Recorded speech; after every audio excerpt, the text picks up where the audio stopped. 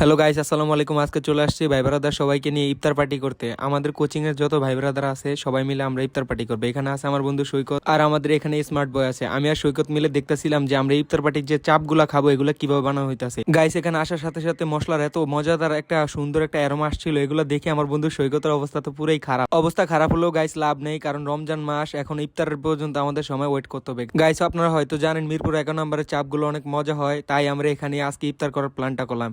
এখন চাপের সাথে কি দেবে এটা আমাদের তোহা ভাই বলবে। এখন এটা স্যালাড হোক বা সালাদ হোক আপনারা জানাবেন। আর এখানে আমাদের সোয়ান ভাই বলতে আছে সবাইকে উদ্দেশ্য করে বিভিন্ন রকম বক্তব্য।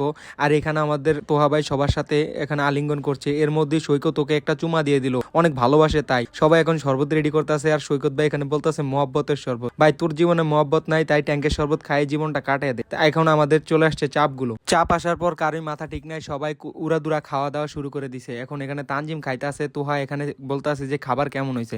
খাবার অনেক ভালো ছিল, সবাই খায়া ভাই শেষ করে ফেলছে।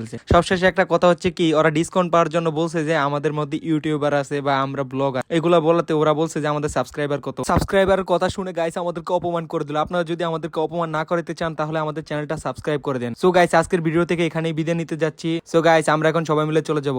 আল্লাহ হাফেজ, বা